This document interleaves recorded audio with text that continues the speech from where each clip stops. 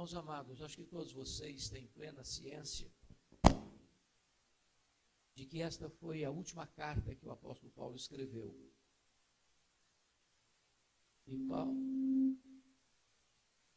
E Paulo escreveu esta carta da masmorra marmetina, uma prisão escura, úmida, insalubre, de onde as pessoas saíam leprosas ou saíam para o martírio. Este é o último capítulo desta carta. Estas são as últimas palavras registradas nesta carta. Consequentemente, estas são as últimas palavras proferidas pelo apóstolo Paulo, registradas na Bíblia, antes da sua morte. Eu queria que você, então, acompanhasse essa leitura com esse sentimento.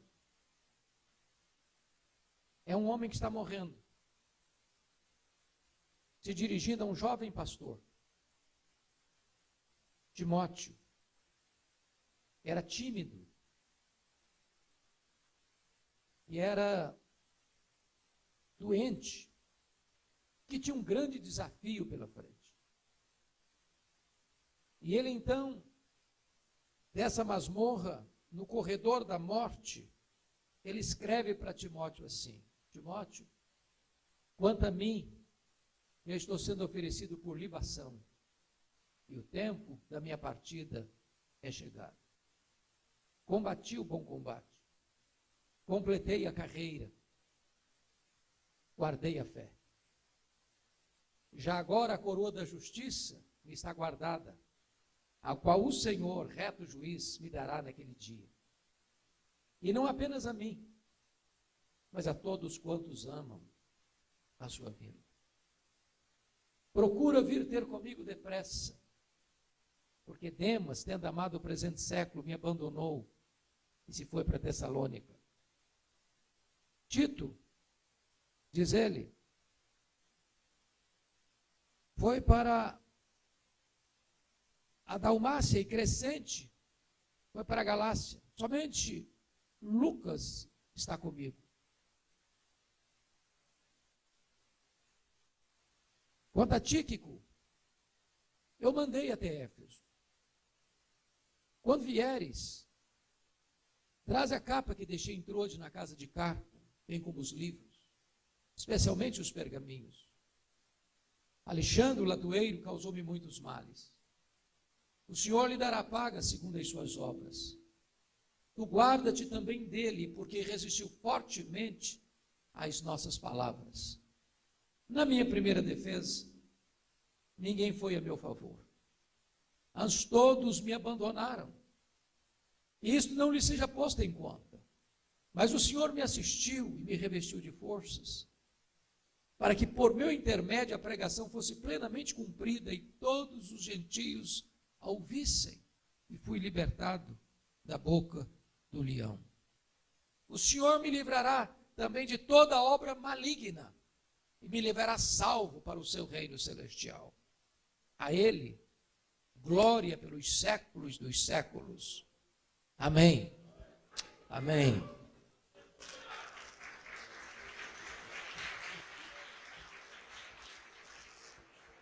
Todos vocês sabem que Paulo esteve preso 2 vezes em Roma.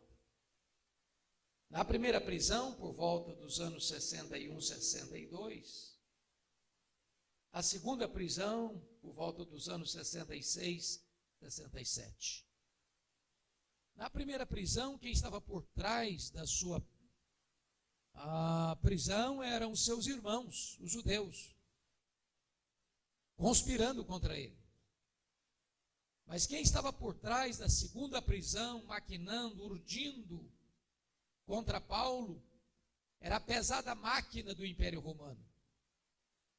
Na primeira prisão, ele tinha liberdades, porque estava numa casa alugada, podia até receber pessoas e discipulá-las. Na segunda prisão, Paulo estava nessa masmorra, mamertina, um buraco escuro, mal cheiroso, insalubre, de onde as pessoas saíam leprosas, ou saíam para o martírio. Na primeira prisão, Paulo orou para sair, pediu oração para sair, e de fato saiu. Na segunda prisão, ele não orou para sair. Ele não pediu oração para sair, porque já escreveu esta carta como alguém sentenciado à morte, no corredor da morte. Na primeira prisão, Paulo foi preso como um apóstolo, como um pregador do evangelho. Na segunda prisão, ele foi preso sob a acusação de ser um malfeitor, um bandido, um criminoso. Talvez você pergunte o que aconteceu para que Paulo fosse preso a segunda vez. E tenho certeza que todos vocês têm conhecimento de que uma grande tragédia acontece no Império exatamente no dia 17 de julho do ano 64. Porque a maior cidade do mundo na época, a mais populosa, a mais rica, a mais poderosa, chamada a Cidade Eterna, a capital do Império, Roma, foi incendiada. Não foi um incêndio qualquer, mas toda a cidade praticamente ardeu em chamas. 7 noites e 6 dias. E na época o imperador Nero subiu para o alto da Torre de Mecenas, assistindo de lá o horrendo espetáculo das chamas devorando a magna cidade. E ele estava vestido de ator, tangendo a sua lira, enquanto a cidade era destruída. Ele era o verdadeiro incendiário. Mas quando o incêndio acabou, no dia 24 de julho do ano 64, constata-se um fato curioso. Dos 14 bairros de Roma, 10 não foram afetados pelas chamas. 4 desses 14 bairros não foram afetados pelas chamas. 10 foram destruídos. E os 4 bairros restantes, densamente povoados por judeus e cristãos, dão a Nero um álibi para botar a culpa do incêndio de Roma nos cristãos. Começa um massacre contra os cristãos. Na época faltou madeira para se fazer cruz, tamanha quantidade de crentes crucificados. Quando não tinha mais madeira, então os crentes eram amarrados em postes, cobertos de piche e queimados vivos para iluminar as noites de Roma.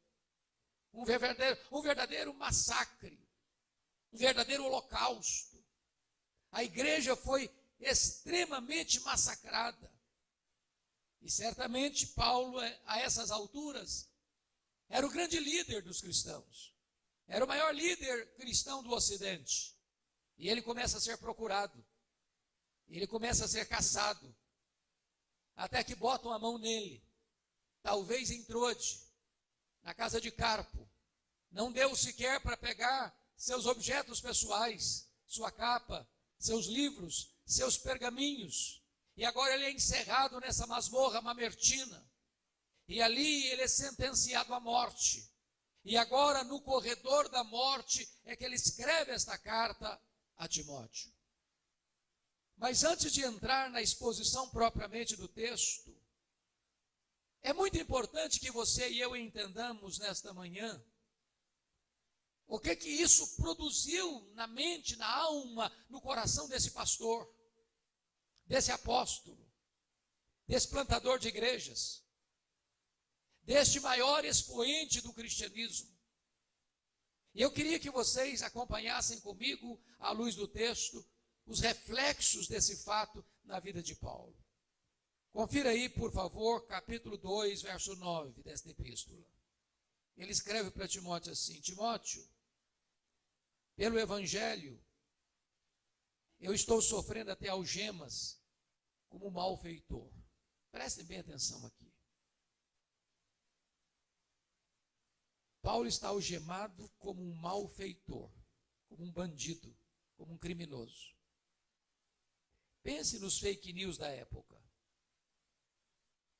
Por todos os cantos, por todos os lados, por todos os recantos do império, As pessoas conversando.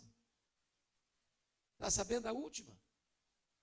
Pois é, aquele grande pregador, aquele apóstolo famoso, aquele homem que fazia milagres, aquele homem que, quando pregava, multidões se rendiam a Cristo. Pois é, aquele homem está preso, é um bandido, é um criminoso. Estava por trás do incêndio de Roma. Ele era o líder dos incendiários. Você já pensou que é um homem como Paulo ter sua honra maculada? Jogaram lama no nome dele. Desconstruíram a integridade moral dele. Isso é como subir num alto de uma montanha e soltar de lá um saco de penas. Não se recolhe mais todas as penas. Uma mancha é colocada sobre a honra dele. Mas tem mais. Olha comigo, por favor, capítulo 1, versículo 15. Ele diz assim: Timóteo, estás ciente de que todos os da Ásia me abandonaram. Não alguns, não a maioria, mas todos. E quem são esses da Ásia? São seus filhos na fé. São os membros das igrejas que ele plantou, direta ou indiretamente. No período em que ele esteve em Éfeso, capital da Ásia Menor, 3 anos, plantando igrejas em toda a província, como Esmirna, Pérgamo, Tiatira, Sardes, Filadélfia, Laodiceia, Colossos e Hierápolis. Gente que conhecia Paulo. Gente que sabia que Paulo era um homem honrado, um líder probo, um homem sem mancha. Mas agora, em virtude da acusação contra ele, da prisão dele, todos abandonaram Paulo. Todos se acovardaram. Ninguém se apresentou para dizer: eu conheço esse homem não é um criminoso, esse homem não é um bandido, esse homem não é um malfeitor, esse homem é inocente. Todos se acovardaram e todos abandonaram Paulo. Imagine o estrago que isso pode produzir nas emoções de um pastor. Se abandonado por aqueles que deviam acolhê-lo e defendê-lo. Mas tem mais. Olha comigo o capítulo 1, versículo 8. Ele diz assim: Timóteo, não te envergonhes, portanto, do testemunho de nosso Senhor, e nem do seu encarcerado, que sou eu. Talvez nada tenha machucado mais o apóstolo Paulo do que isso aqui, irmãos. Timóteo era o seu filho na fé, seu colaborador mais próximo. Diríamos hoje, era o seu pastor auxiliar número 1. Timóteo está com vergonha de Paulo. Timóteo está cheio de constrangimento, cheio de dedos, cheio de milindres. Até Timóteo está se acovardando. Você pode imaginar o que é isso? O que isso tenha provocado nas emoções de Paulo? Na saúde emocional de Paulo? Ser acusado de um crime que não deve? Ser abandonado pelas pessoas que o conhecem? E até seu amigo mais próximo está com vergonha dele. Mas tem mais. Olha comigo o capítulo 4, verso 16. Vocês sabem que no mundo inteiro, o direito romano ainda é estudado nas melhores universidades de direito. Mesmo Paulo sendo acusado de um crime tão grave, ele teve direito de defesa. Marcaram uma audiência para que ele apresentasse testemunhas da sua inocência. E quando Paulo vai para esta audiência, para esta primeira defesa, vai certamente na expectativa de que haverá lá muita gente para defendê-lo. E olha o que ele diz aí: na minha primeira defesa, ninguém foi a meu favor, mas todos me abandonaram. Não é porque o trânsito de Roma estava complicado, não. Deliberadamente não compareceram lá. Ninguém apareceu lá para dizer: não, esse homem é inocente. Esse homem não é um malfeitor. Esse homem não é um bandido. Esse homem não é um criminoso. Esse homem não estava por trás do incêndio de Roma.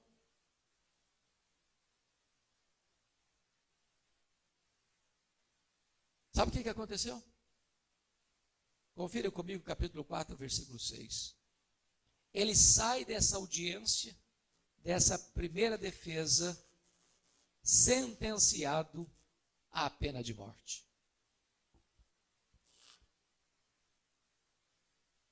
Ele sai condenado por ser cidadão romano, não sofre a penalidade que Pedro sofreu por ser um cidadão comum, ser crucificado. Mas por ser cidadão romano, ele sofre a pena de morte para ser degolado. E é nessa condição de alguém já sentenciado à morte, no corredor da morte, é que ele escreve esta carta para Timóteo. São com esses componentes que você e eu precisamos entender o texto que nós lemos. E já que estamos falando de líderes saudáveis, a pergunta é: o que um homem em tais circunstâncias tem a dizer para você e para mim hoje, 16 de outubro de 2019, para nos ajudar a sermos líderes saudáveis? Que princípios Paulo traz nesse texto para nos ajudar a termos saúde emocional e espiritual? E eu quero então repartir com você, à luz do texto lido, 8 princípios para entendermos o que é saúde emocional e espiritual. Em primeiro lugar, confira comigo, versículo de número 9. Procura vir ter comigo depressa. O princípio é: quando a crise bater à porta da sua vida, tenha humildade de pedir ajuda. Não fique sozinho.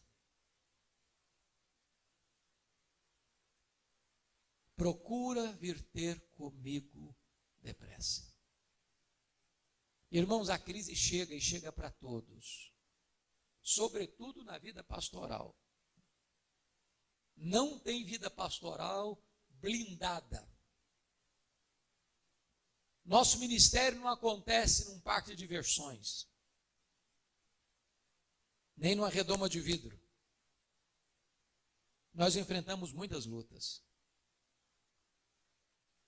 muitas dores, muitas angústias, muitas injustiças, muitos dramas.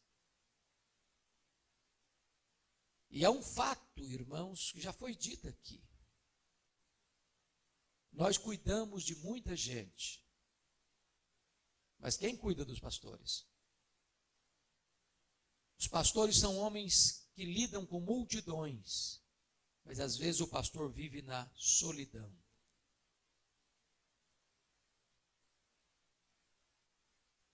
Uma das coisas que mexeu comigo, e já foi dito também aqui, e que até nos constrange, é ver a quantidade de pastores que têm cometido suicídio nos últimos tempos.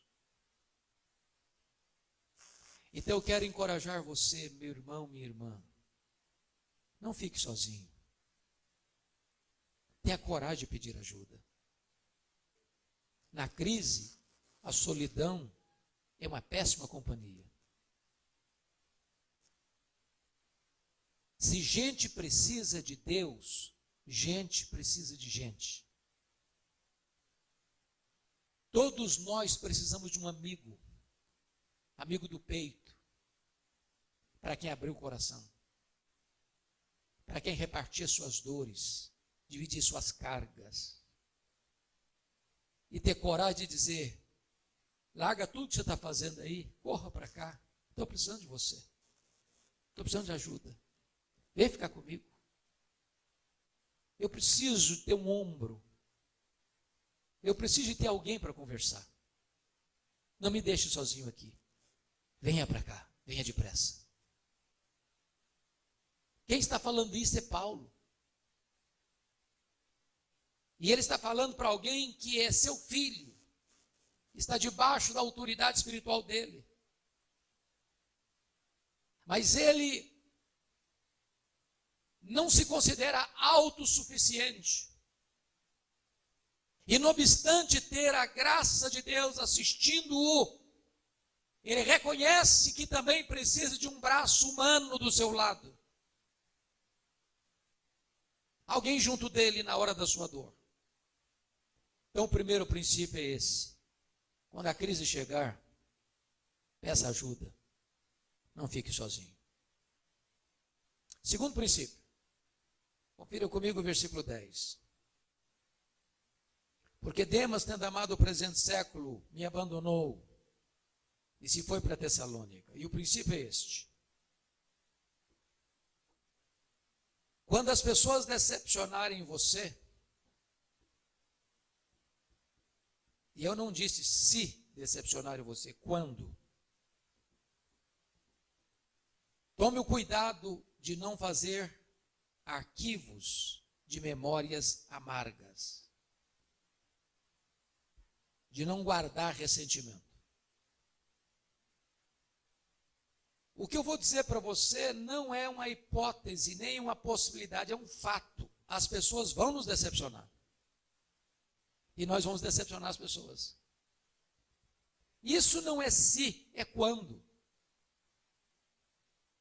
A questão não é o que as pessoas vão fazer com você ou contra você. A grande questão é como é que você vai reagir a isso. Se você guardar mágoas,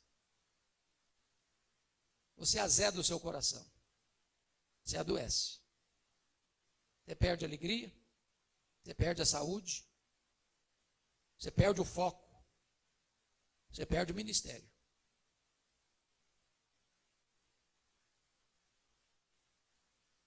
Então, quando as pessoas decepcionarem você, não fique remoendo isso, ruminando isso, fazendo registros de mágoas. Ponha o pé na estrada e continue caminhando e fazendo a obra de Deus. Há um livro que li e sugiro. Se você não leu, recomendo a leitura. Em Busca de Sentido, de Viktor Frankl. Esse não é um livro evangélico. Viktor Frankl é um judeu que foi preso num campo de concentração nazista e sobreviveu. Nesse livro ele diz duas coisas que valem o livro. Primeira coisa que ele disse: as pessoas que sobreviveram nos campos de concentração não foram as pessoas que lutaram para sobreviver. As pessoas que sobreviveram nos campos de concentração foram as pessoas que, nessas circunstâncias, ainda ajudaram outras a sobreviverem. Se você for uma pessoa para dentro, só pensando em você, na crise você naufraga.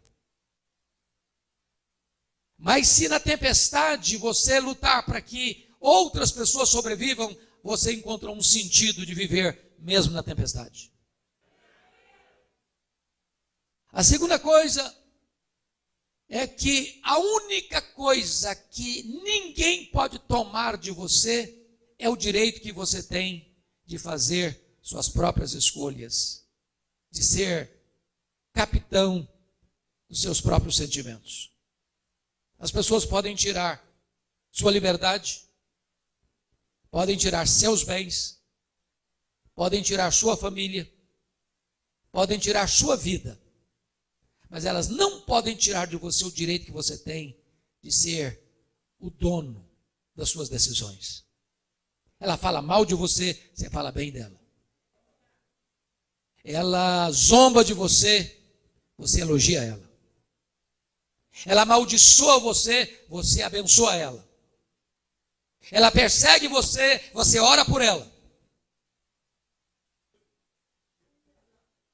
Irmãos amados, vamos entender o que Paulo está dizendo. Ele foi abandonado por Demas no final da vida, quando ele mais precisava de ajuda, quando ele mais precisava de companhia, quando ele mais precisava da presença de Demas com ele. Não é fácil ser abandonado, em qualquer área da vida, nem pelo namorado, nem pela namorada, nem pelo noivo, nem pela noiva, nem pelo marido, nem pela esposa, nem pelo amigo, nem pelo irmão, nem pelo pastor, nem pela ovelha. Abandono é uma coisa que dói. É por isso que, se você lida em algum aspecto com a dor do abandono, você precisa tomar cuidado para que o seu coração não azede, para que a sua alma não adoeça, para que o seu ministério não fique doente e enfermo. E a única maneira de você fazer isso é não fazer registros de mágoas. Terceiro princípio. Confira comigo o versículo de número 11. Paulo diz assim: toma contigo Marcos e traze-o, pois me é útil para o ministério. O princípio é este: quando você reconhecer que você errou com alguém, tenha coragem e tenha humildade de pedir perdão. Para você entender o versículo 11, você precisa entender mais dois versículos. O primeiro deles é Atos 13:13.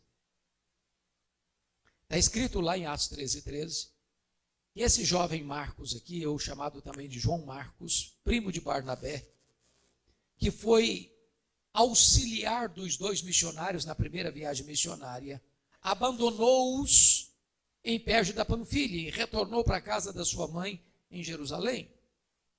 A grande pergunta é por que Marcos abandonou Paulo e Barnabé na viagem missionária?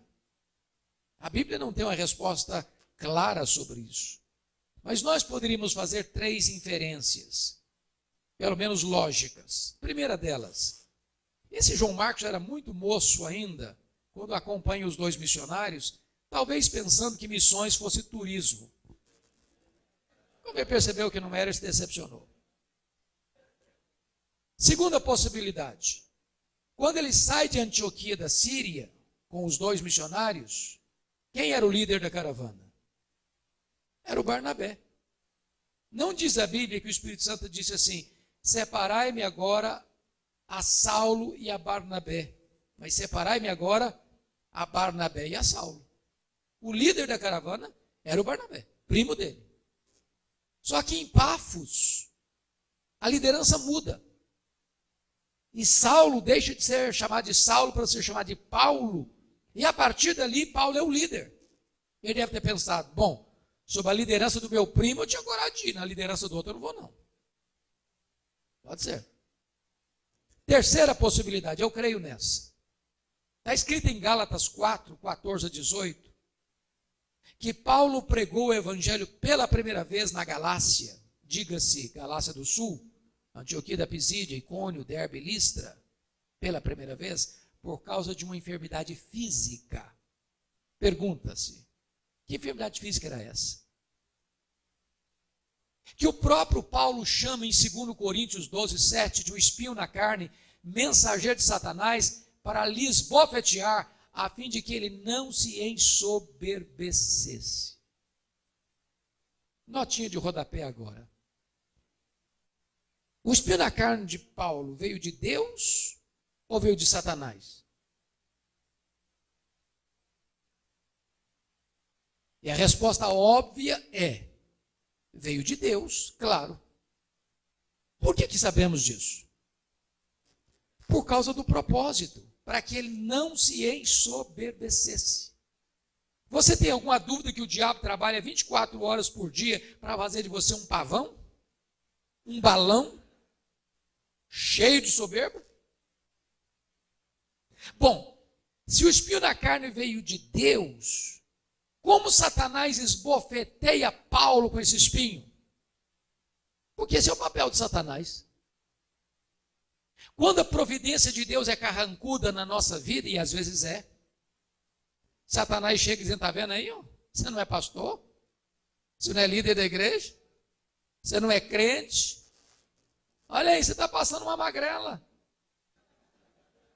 Está doente, está com problema financeiro, tem problema na sua casa, a igreja está com problema. Se Deus amasse você mesmo, você não estaria nessa não. Satanás quer plantar na nossa mente a ideia de que ser crente é viver numa redoma de vidro. Bom, o Senhor Jesus nunca prometeu para nós que nós não teríamos aflições. O que Ele prometeu é estar conosco todos os dias até a consumação dos séculos.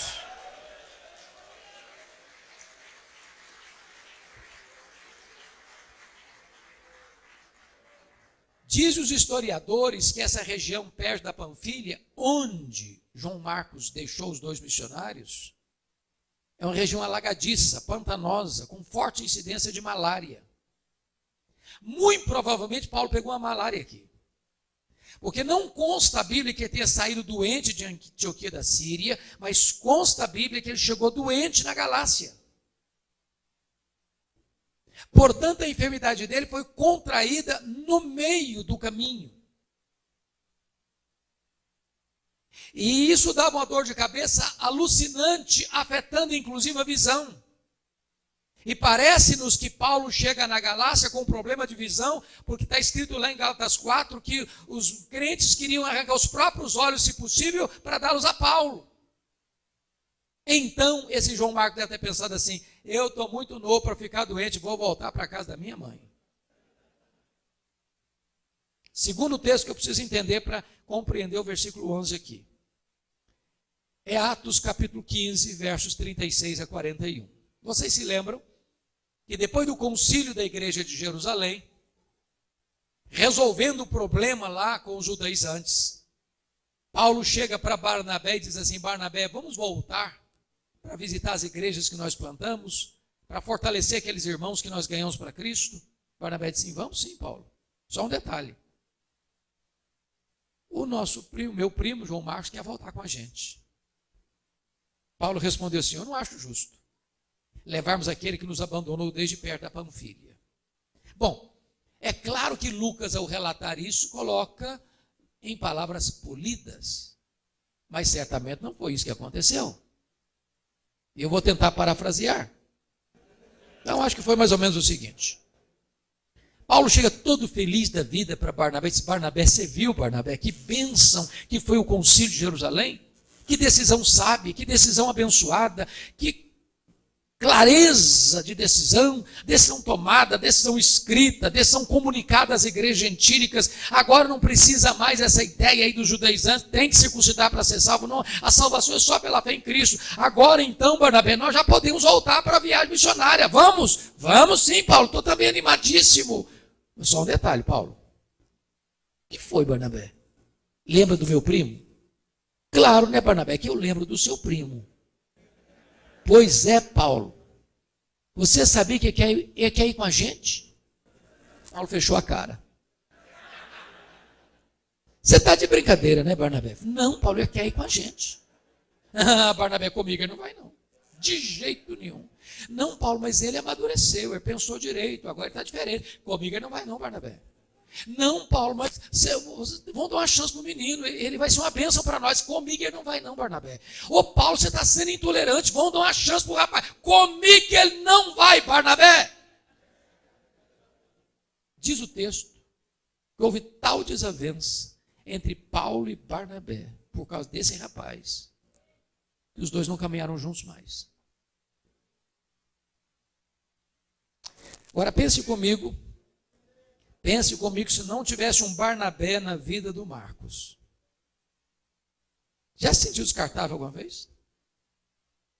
Se sentiu assim, desprezado, jogado para o lado alguma vez? Aí o Barnabé pegou esse Marcos, seu primo, levou lá para Chipre. Esse menino cresceu, foi uma bênção. Mais tarde foi discipulado por Pedro. Depois escreveu o primeiro evangelho, o evangelho de Marcos. Paulo também foi uma bênção, pegou Silas, foi para outra região, Deus abençoou gloriosamente o ministério dele. Agora Paulo está no final da vida, já velho, cheio de cicatrizes, depois de muitas experiências, preso, já no corredor da morte, fazendo uma faxina na alma, lembrou do Marcos. Aí ele escreve para Timóteo assim: Timóteo, meu filho, quando você vier, você traz o Marcos com você. Ele me é útil para o ministério.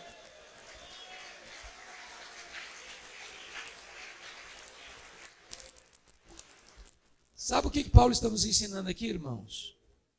Você nunca é tão grande como um líder, como quando você é humilde.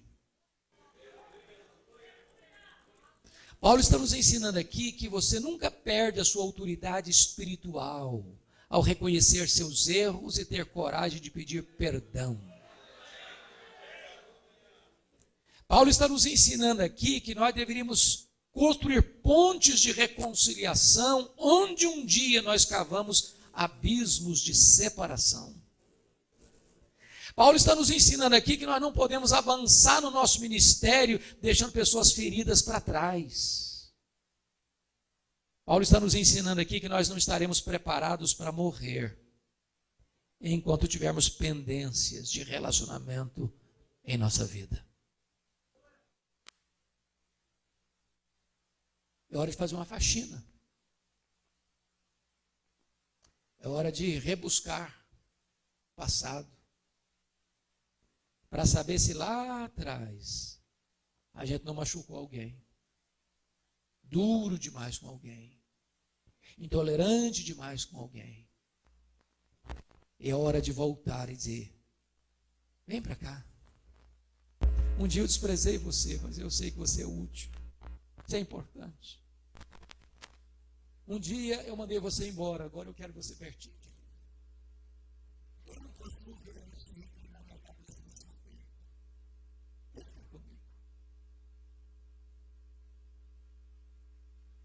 Líderes erram. Líderes escapam. E líderes precisam ter coragem e humildade de reconhecer o erro e pedir perdão. Quarto princípio. Olha comigo, por favor, versículo 3. Quando vieres, faz a capa que você trouxe, de prova, com os livros, especialmente os livros, depois do texto. Por mais dramática que seja a situação que você esteja vivendo, nunca perca o entusiasmo com a palavra de Deus. Vamos entender um pouco aqui. Paulo está preso. Paulo está sendo acusado de um crime que não deve. Paulo está sendo abandonado pelos seus irmãos e amigos. Paulo vai para uma audiência, uma primeira defesa, ninguém aparece lá para defender. Paulo sai de lá, condenado à morte. Paulo está no corredor da morte, aguardando o dia da sua execução. E agora ele escreve para que vai continuar a escrever. Vocês viram? Olha os meus livros. Mas, por favor, não se esqueça, particularmente, dos meus pergaminhos. Igual as cópias da Bíblia. Sabe o que ele tem para dizer para vocês também? Enquanto estamos aqui,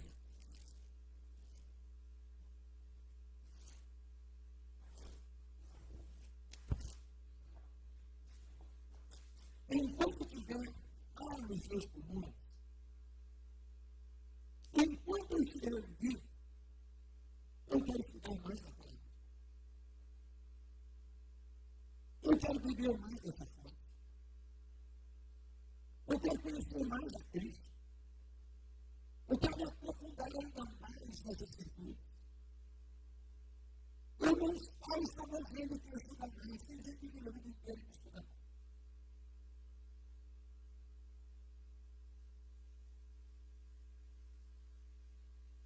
Eu pastor que não gosta de saber, nós equivocamos a fazer.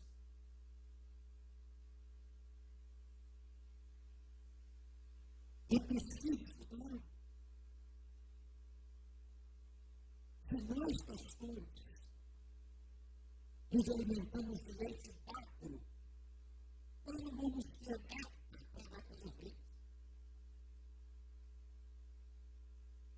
Se você, pastor, não estuda, é provar que as suas ovelhas estejam recebendo a sua palavra.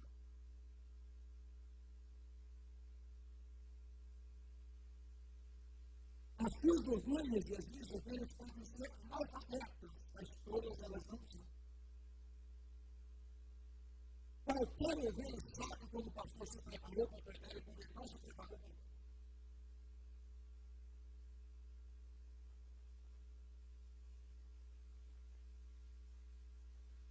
Às vezes nós multiplicamos a nós mesmos, quando você tem uma reunião de 5, 6 semanas, para que nós, 10, 15 pessoas, fazer um devocionalzinho. Irmãos e irmãs, não importa quantas pessoas vão estar lá, eu melhor para elas. Eu melhor para elas.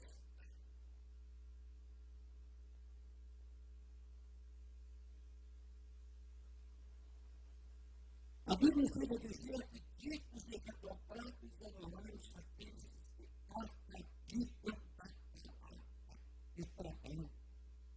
Então, estude. Leia. Eu me lembro. Eu vou dizer para vocês, eu acho que nós vivemos o tempo mais empolgante da história da Bíblia. Eu não vi mais que difícil de ver os livros de 78 e 81. E o manual de teologia, não sei porquê. Saiu da voz e pegou o manual do espanhol. Eu me trabalhei no espanhol então. Hoje, os melhores livros de teologia da história não precisam ainda português de espanhol. Você vai na livraria hoje, tem livros de estudo para crianças, para adolescentes, para jovens, para solteiro, para casar, para descansar, para empresário, para empregado, para desempregado, para qualquer coisa que você quiser.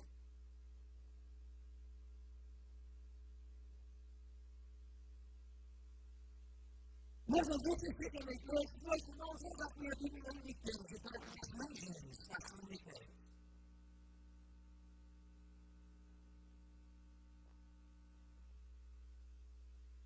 Eu preciso dos cultos que recebam um reavivamento de amor às Escrituras.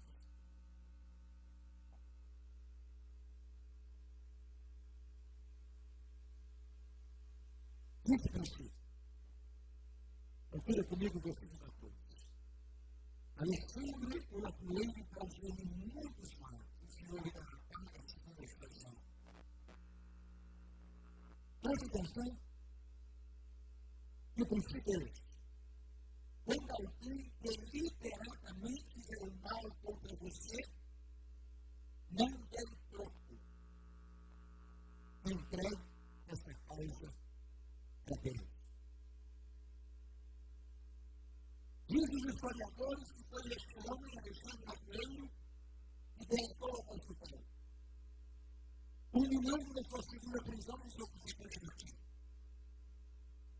Irmãos e irmãs, as pessoas vão ficar chateadas com a gente, com pastores, líderes. Não depende da gente. Eu sei se você já passou por isso. Eu penso que você é melhor, mais espiritual, nunca passou por isso. Mas eu penso que eu passo. Eu era uma igreja, alguém disse, eu passei por chateado com isso. Eu estou no susto. Eu não sei o que eu. Não lembro de nada. Você nunca acredita que estou na igreja? Um grupinho assim, não? Mas por agora, tu nós que está tudo bem. Esqueci de falar. Está bem, não? Porque ele está falando, todo mundo pergunta, não sei como. E se ela falar que você sempre vai me pegar para esse lugar, não vai propositar. diferente. Quando alguém planeja, quando alguém maquina, quando alguém urge, conspira contra você, a pessoa fica bem. Ela põe lá você com as coisas. Para derrubar você. E essa pessoa ri quando você cai. Escreve quando você se levanta. O que você vai fazer? Está em troco? Pagar na mesma moeda? Se vingar? Bom, nós estamos num congresso de pastores e líderes. Infelizmente, nós somos muito espirituais. Eu não faço isso. Aí você diz assim, lá no coração, eu não vou fazer nada, mas o seu dia vai pegar. E quando o seu dia chegar, a vitória vai ter sabor de mel.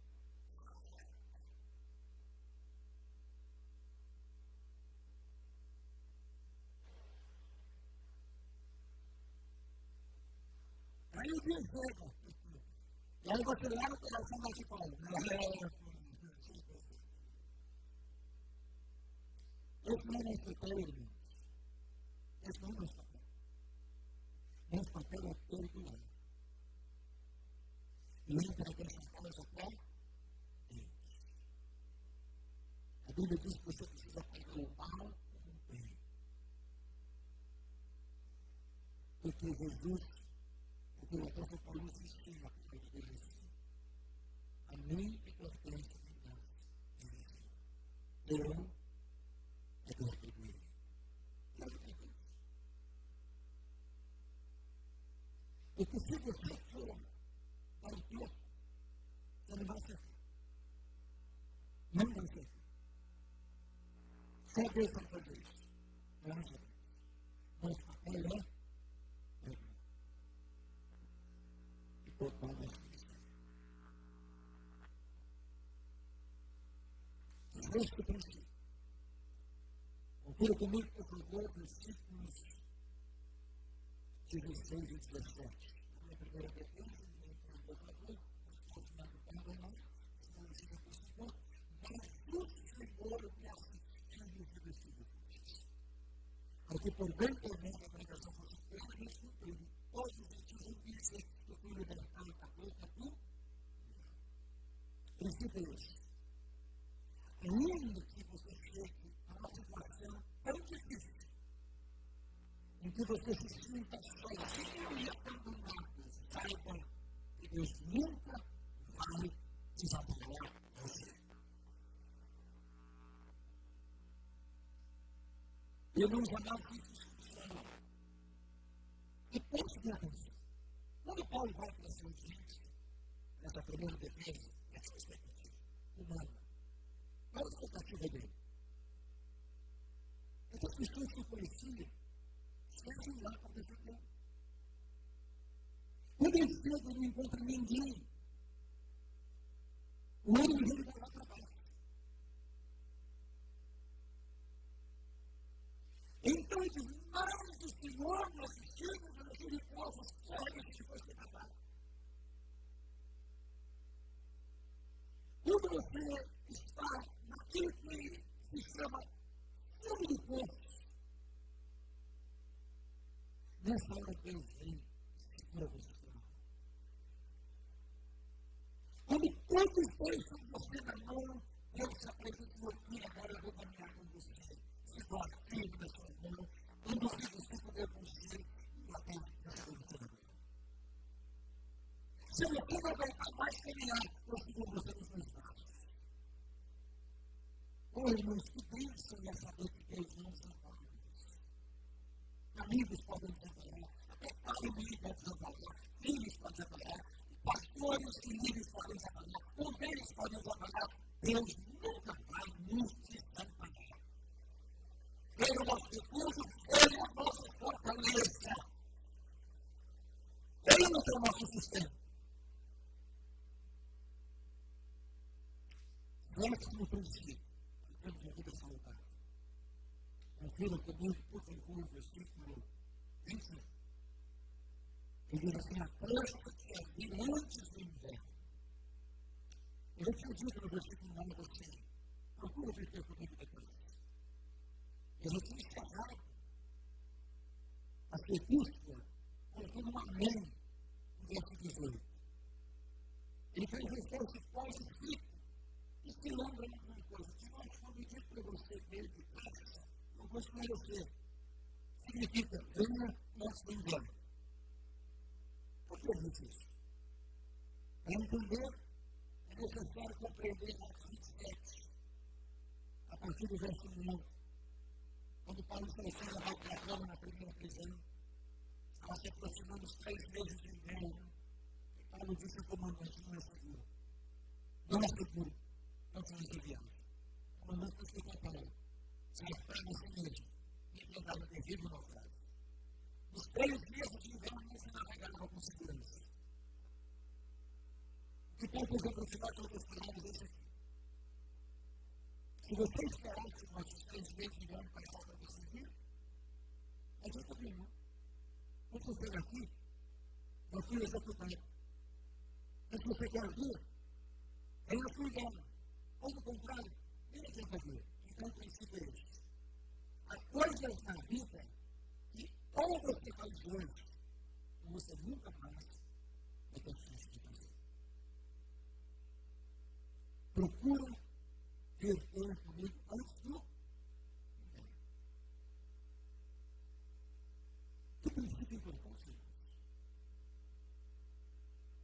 Que princípio importante. Amanhã pode ser tarde demais. Então, tem coisas que você precisa fazer hoje. Lembra daquela ovelha? Você percebeu que não está vindo mais para a igreja? Vá atrás dela. Lembra daquele irmão? Liga para ele. Lembra daquela ovelha que está machucada? Vai lá passar azeite nas feridas dela. Lembra daquele colega que está chateado com você? Vai lá se reconciliar com ele. Deixa eu fazer uma perguntinha aqui. Quem tem pai e mãe vivos ainda? Bendito seja Deus. Vocês são privilegiadíssimos. Bom, faça-me o favor. Não passe mais do que uma semana sem ligar para os velhos.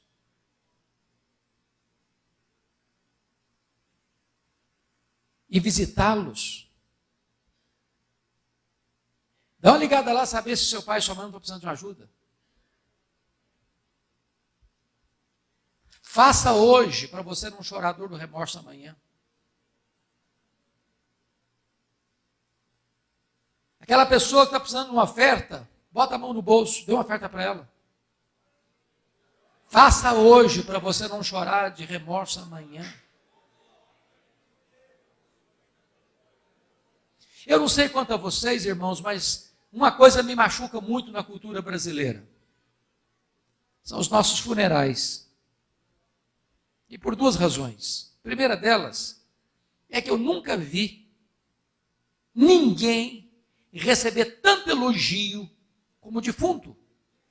Já viram? É uma rasgação de seda em cima do caixão que não tem mais jeito.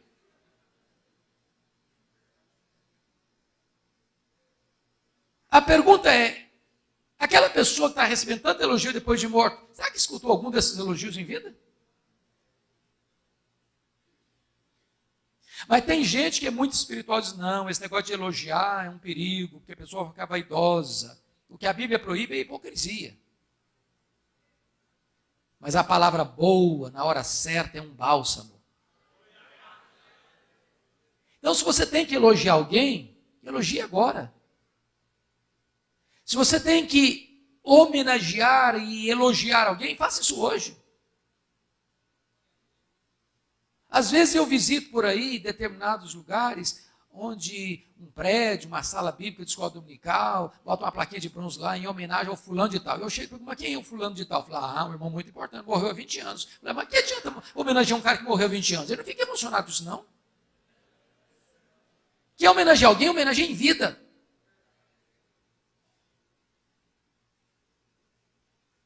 A segunda coisa que me choca nos nossos funerais é que morto recebe mais flores do que vivos. Dá para entender isso? Eu fui num funeral em Vitória certa feita, eu contei 86 coroas de flores. Contrataram um caminhão só para levar as flores. Eu fiquei do lado olhando. Falei, coitado do defunto, não consegue cheirar um botão de rosa a mais. Para que tanta flor para ele? Mas sabe por que os mortos recebem mais flores do que os vivos? É porque a voz do remorso é mais forte do que a voz da gratidão.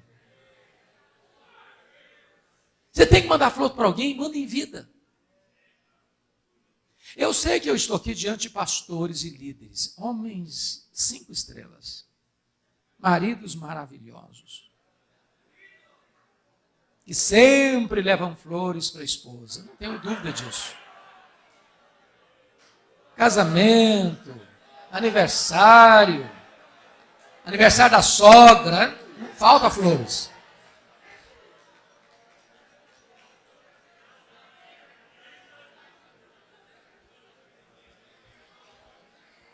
Mas também eu sei que tem marido que é assim, mão de vaca, sabe?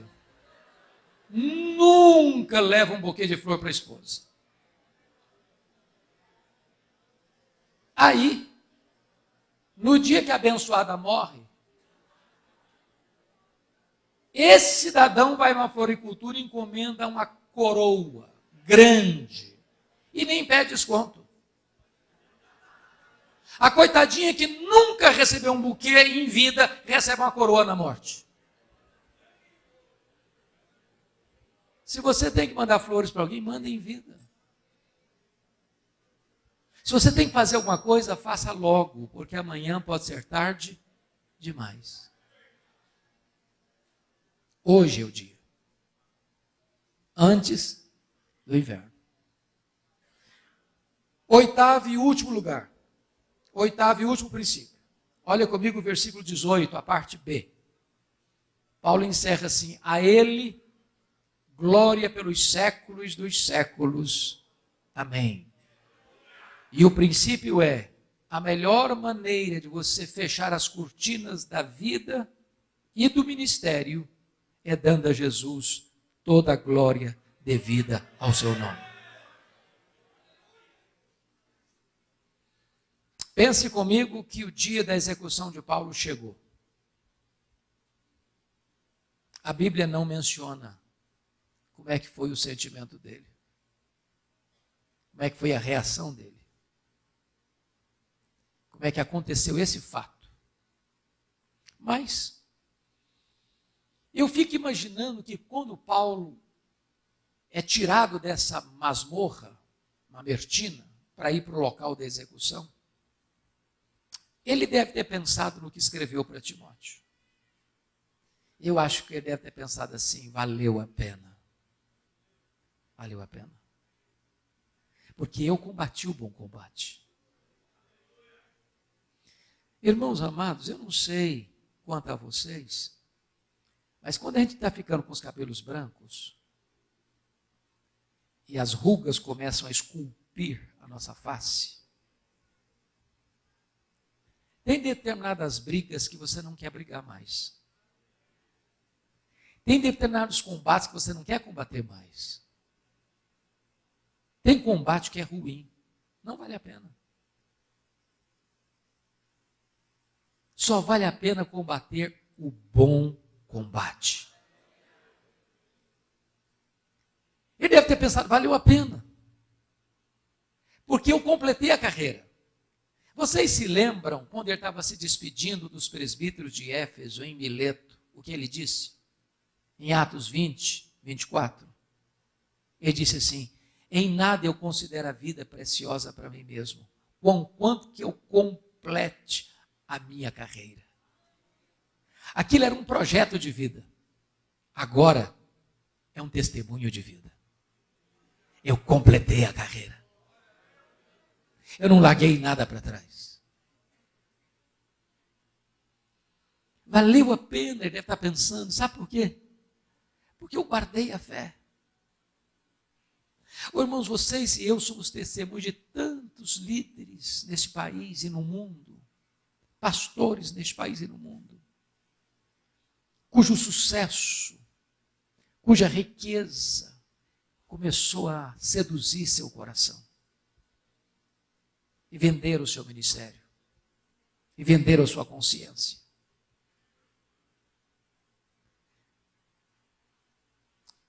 E negociaram a sua fé. Mas Paulo está fechando as cortinas da vida, podendo dar esse testemunho: eu guardei a fé. Enquanto caminha para a execução,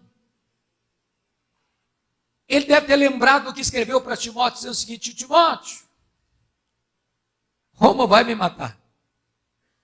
Mas sabe uma coisa, Timóteo? Eu é que vou me entregar. Porque eu não sou nem prisioneiro de César, nem eu sou embaixador em cadeias, Timóteo. Eu sou prisioneiro de Cristo. Então, uma coisa, não vou me entregar para Roma também, não. Eu vou me entregar para Deus, como sacrifício e oferta e libação ao Senhor. E tem outra coisa, Timóteo? Não vou morrer, não. Eu vou partir. A palavra partida aí do verso 6 é um eufemismo para a morte. E essa palavra no grego tem 3 significados. Primeiro, a palavra partida no grego significa tirar o peso das costas de alguém e torná-lo livre dessa carga. Sabe o que é morrer para um crente? Apocalipse 14, 13 diz que é descansar das suas fadigas. Você que é pastor e líder, quantas vezes você já foi num hospital e viu gente lá, ovelhas queridas, sucumbindo pela doença, pele e osso?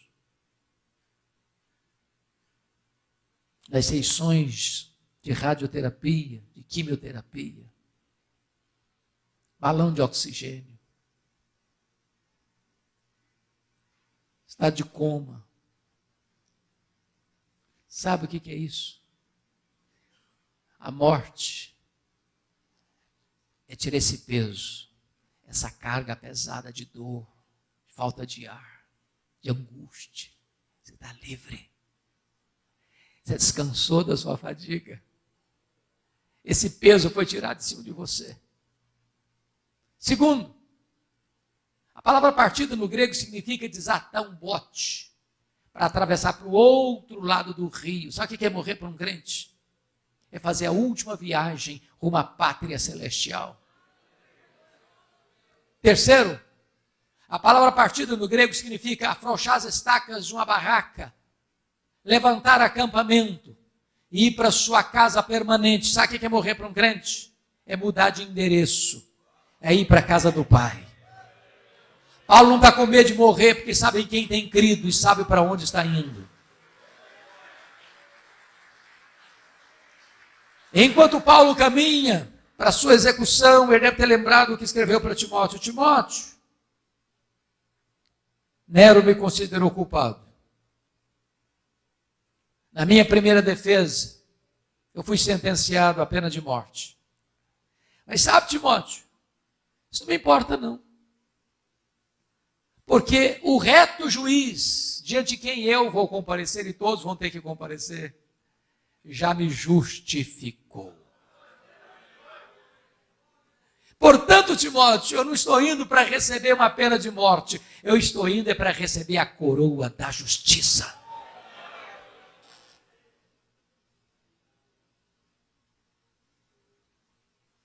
E aí eu penso que quando Paulo chega nesse local da execução, e vale a pena dizer que ele era o prisioneiro mais destacado, porque acusado do crime mais grave. Ele não era um prisioneiro incógnito, desconhecido. Talvez o algoz pergunte a ele: você quer dizer algumas palavras antes de morrer? Paulo, E o velho apóstolo responde: sim, é claro, eu quero. Mas talvez o Augusto estivesse pensando que ele ia expor sua dor, a sua mágoa, sua revolta. E é nessa hora, talvez, que ele se lembrou do que escreveu para Timóteo. E nessa hora ele ergue os olhos aos céus e diz a ele, ao Senhor Jesus, glória pelos séculos dos séculos. Botou a cabeça no cepo, a espada de Roma tosou-lhe a cabeça. Cabeça para um lado, corpo para o outro. Tombou na terra como um mártir, mas foi recebido no céu como um príncipe.